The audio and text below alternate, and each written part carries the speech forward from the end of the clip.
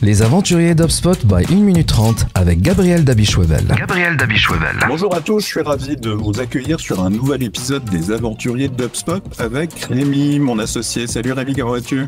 Très bien, et toi Gabriel ? Super, je vous accueille dans les aventuriers d'HubSpot, le podcast qui vous emmène dans un voyage passionnant à la découverte du monde du CRM. Je suis Gabriel Dabichouevel, votre guide pour cette aventure et fondateur d'1 minute 30, partenaire HubSpot des entreprises ambitieuses. Notre mission est simple, vous permettre d'accélérer votre croissance client et avoir ainsi plus de leads, plus de ventes, plus de satisfaction client et plus de revente. Et on va justement parler de cet aspect-là, la revente, l'anti-churn, les signaux d'affaires en général. Qu'est-ce que c'est qu'un signal d'affaires, Rémi ? Alors, derrière le terme de signal d'affaires, on l'appelle déjà de façon différente. On parle de signaux d'achat, on parle de signaux commerciaux, on parle de signaux d'affaires. C'est en fait tous les indicateurs indirects qui nous permettent de mieux qualifier une catégorisation ou un comportement de l'utilisateur. Prenons le cas le plus simple.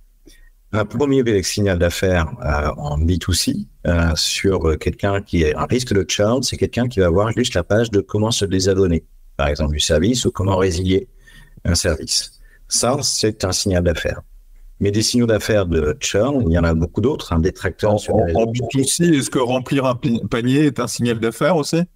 Alors, on est dans la limite, parce que là, on commence à être vraiment dans du direct et dans l'intention d'achat.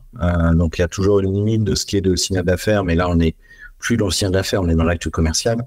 Par contre, le comportemental de l'utilisateur qui va regarder quand même le désabonnement est quelque chose qui est beaucoup plus moins direct et moins dans la relation commerciale directe. Quelqu'un qui va être détracteur sur les réseaux sociaux est quelque chose qui est plutôt dans l'indirect en B2C, ou quelqu'un en B2B qui annonce qu'il va peut-être lancer un appel d'offres, ou réfléchir à lancer un appel d'offres pour renouveler ou rechallenger une offre, et quelque chose qui est un signal d'affaires fort, qui dit très clairement, attention, je risque de perdre mon client.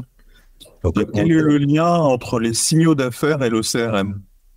En fait, les signaux d'affaires, on le verra tout à l'heure, peuvent être collectés et sont des informations qui peuvent être collectées plus ou moins automatiquement dans le CRM.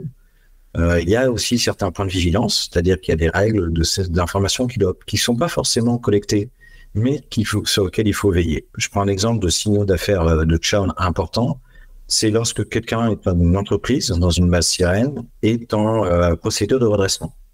Quand elle passe en procédure de redressement ou quand elle passe en procédure de liquidation, il arrive, malheureusement, parce qu'on n'a pas une relation contractuelle où il n'y a pas de contrat récurrent, de facturation récurrente, que l'on n'ait pas l'information en temps réel et que c'est quelque chose qu'il faille aller chercher sur les systèmes. Si on ne fait pas cet acte d'aller chercher sur les systèmes, on continue à prospecter de façon inutile. Un autre signal d'affaires en termes de churn, c'est quand on a un ambassadeur dans l'entreprise et que l'on détecte sur le réseau LinkedIn parce qu'on n'a pas eu forcément l'information et que cet ambassadeur, on l'a pas suivi au quotidien. Quand on détecte sur LinkedIn le fait que la personne change d'entreprise. Il y a beaucoup de signaux d'affaires indirects, comme ça, de petits éléments indirects où il faut être vigilant, tout simplement parce que ça nous permet de détecter des seuils d'alerte et de dire, attention, ça veut dire qu'il y a un effort commercial à renouveler de façon à conserver ce client-là. Donc, une façon d'avoir un retour sur investissement de son CRM, c'est de penser à ces signaux d'affaires, de paramétrer des alertes dans le CRM quand on détecte un départ, un appel d'offres, enfin tout ce que tu viens d'évoquer, donc de vraiment réfléchir à ça, paramétrer son CRM dans ces directions-là pour typiquement détecter des risques de churn, détecter des opportunités de revente et faire vraiment du CRM un outil de création de chiffre d'affaires et de rétention. Exactement, et ça peut aller un peu plus loin. Dans certains secteurs, les gens sont très habitués. Par exemple, un score de RFM dans la distribution. Quand on voit un score de RFM qui baisse, c'est quelque part quelqu'un qui est en train de quitter la relation, de perdre la qualité de la relation avec la marque. Donc, c'est aussi, en fait l'antichambre du churn, qui est un signal d'affaires qui est à la limite de la pure statistique, mais qui est un score de risque de churn. Très bien. Ce que je te propose maintenant, c'est d'aller balayer ces différents signaux d'affaires aux différentes phases de la croissance client.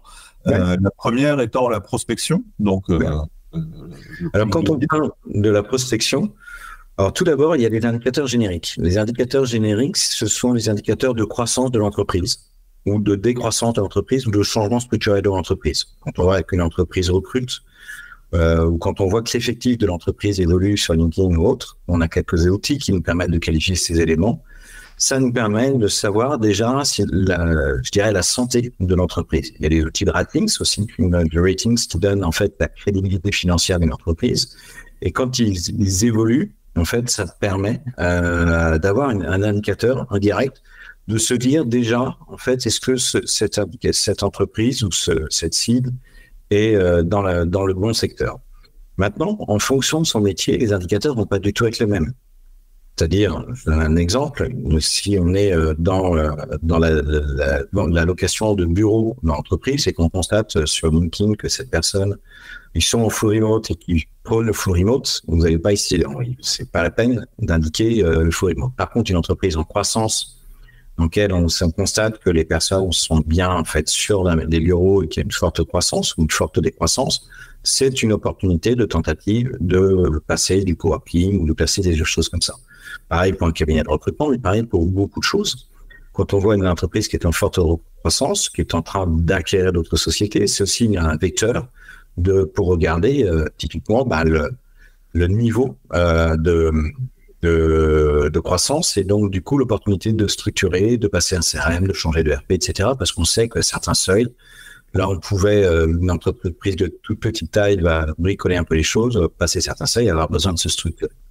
Parfois, les se rapprochent de la notion d'ICP, Ideal Customer Profile, des startups ou pas vraiment? Oui, alors c'est un petit peu, ça peut aller beaucoup plus loin parce que c'est assez différent de l'ICP. En fait, je donne un exemple tout bête.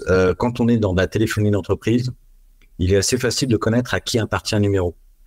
Donc, il est très facile, par exemple, de connaître quel opérateur gère telle entreprise.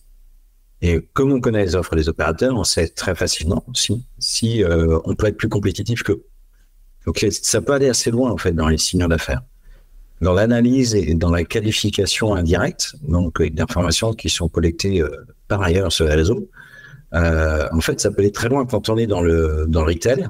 Il est très simple d'une adresse physique d'un bâtiment, d'abord de connaître sa zone de prospection de prospectus, ça on est dans du grand classique routage postal, mais aussi savoir si on a une maison ou un immeuble, combien il y a de l'eau dans l'immeuble, quelle est la surface en mètres carrés moyenne de l'immeuble, est-ce qu'il y a un jardin. Donc, par exemple, si on vend du mobilier de jardin, ou on vend des services autour du jardin, ou on vend la rénovation énergétique ou des panneaux solaires, etc., forcément, il y a un très gros signal de qualification automatique, mais même aussi de voisinage, de niveau de CSP du quartier, d'informations complémentaires. Il y a énormément d'informations disponibles dans l'open data qui permettent très clairement d'avoir une préqualification d'une cible en termes de prospection très très vite. On va séparer en fait les connus et les pas connus. Dans les pas connus, quand on a très peu d'informations, c'est plutôt le comportemental et l'IA qui va nous aider. Dès qu'on commence à avoir un tout petit peu d'informations, en fait, on a un peu de données sur l'utilisateur, on est capable de l'enrichir. Et là, c'est plus l'IA, c'est carrément l'open data qui va nous donner en fait le fait qu'on puisse faire un score d'appétence ou un score de probabilité ou d'une opportunité de vente en fonction de nos produits sur l'utilisateur. Et ça, c'est cette phase-là qu'on appelle vraiment les signaux d'achat ou les signaux d'affaires et qui nous permettent très très vite d'avoir une bien meilleure efficacité commerciale, que ça soit en B2C ou en B2B. Là, on a bien adressé la dimension prospection.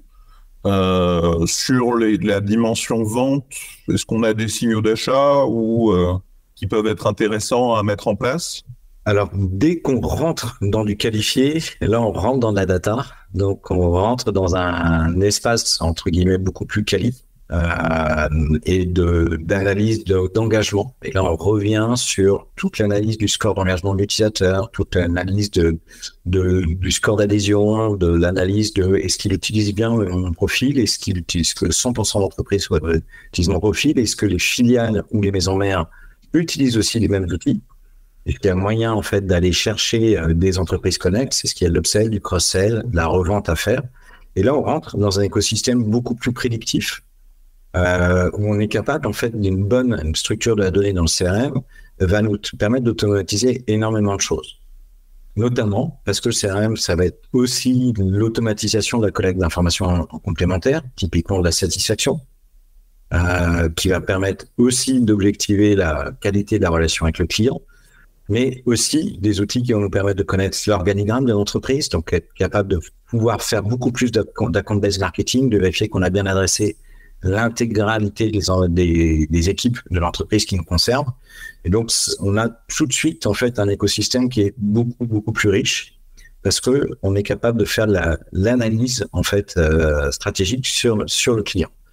Alors, bien entendu, encore une fois, quand on est en B2C, en B2B, c'est très différent.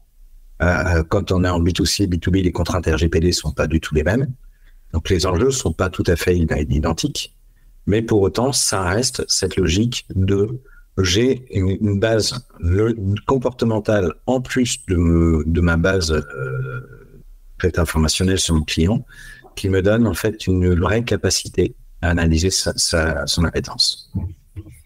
Et donc, tu disais un peu en intro, t'expliquais l'anti-churn, les pages de désabonnement. Peux-tu nous donner quelques éléments pour découvrir le churn, découvrir la possibilité de faire une revente ou découvrir des opportunités d'upsell ou de cross-sell? Alors, très simple, le premier truc très pragmatique, on est éditeur logiciel, on vend une licence par utilisateur, on voit le nombre d'utilisateurs qui croît sur les réseaux, sur LinkedIn, donc on a à peu près le nombre d'embauchés, on regarde qui recrute, on sait qu'il y a une capacité de revente et qu'on est capable de tenter une revente. Deuxième cas, beaucoup plus simple, c'est toujours dans le même niveau, on n'est plus là dans le B2C. On a quelqu'un dans lequel on a une analyse de segment, on voit qu'il y a une vraie score d'appétence sur la consommation d'un média, par exemple, que cette consommation elle est quasiment quotidienne. Pour autant, il n'a pas pris d'abonnement le week-end, par exemple. Pousser l'abonnement le week-end a a une très forte chance de réussir. Troisième exemple, dans le B2B, on a une relation commerciale qui est dédiée, par exemple, sur la construction du bâtiment. On s'aperçoit que ce bâtiment-là, il y a encore toute une zone où il y a même des dépendances sur la parcelle. Et donc, que l'information du cadastre va nous permettre de dire, tiens, au passage, on peut aussi attaquer du cross-sell. Donc, en fonction du secteur, il y a toujours beaucoup d'informations. Il y a des secteurs où c'est facile, quand on commence à raisonner au-delà de l'individu ou de l'entreprise, même en B2C, quand on parle au niveau du foyer, par exemple, c'est très connu que un des vecteurs de rétention des assurances, c'est par exemple les assurances scolaires. Pourquoi ? Parce que les assurances scolaires coûtent pas cher. Pour autant, en fait, elles sont quasiment automatiques avec un renouvellement qui est décalé par rapport aux autres assurances, habitation, voiture, etc., parce qu'elles commencent à la rentrée. Et donc, ça reste une habitude d'achat. Et ça reste quelque chose qui est très automatique et qui se fait tout seul, entre guillemets, dans le secteur de l'assurance et qui complexifie en plus le fait de quitter l'assurance. D'autres éléments que tu souhaites ajouter sur ce sujet des signaux d'achat ? En fait, c'est un sujet dont on parle très peu. Et pour autant, c'est quand même la base de l'intuition de ce que fait un commercial au quotidien. Et que l'on fait au niveau commercial, que l'on fait pas toujours au niveau marketing, et que l'on fait encore moins dans le Customer Success Management, c'est-à-dire dans la gestion de la satisfaction client et dans la rétention. Et pour autant, c'est quand même un des indicateurs, comme tous les autres, qui doivent être vraiment transverses dans l'entreprise. C'est-à-dire tant au niveau du social moderation que de l'acquisition, que du marketing, que du service client. Et donc, bien penser ces signaux d'achat, c'est gagner du temps en efficacité commerciale, gagner forcément en fait une forte hausse du chiffre d'affaires parce qu'on est là sur toutes les opportunités beaucoup plus automatiquement et surtout mieux satisfaire ses clients. Et au passage, vraiment rentabiliser son CRM, mieux utiliser son CRM, créer de la valeur avec. Exactement. Et de fait, n'hésitez pas aussi à nous appeler pour travailler avec vous là-dessus, faire des meilleurs paramétrages et avoir ce type d'alerte. Cet épisode est terminé. J'espère que vous avez beaucoup appris avec Rémi.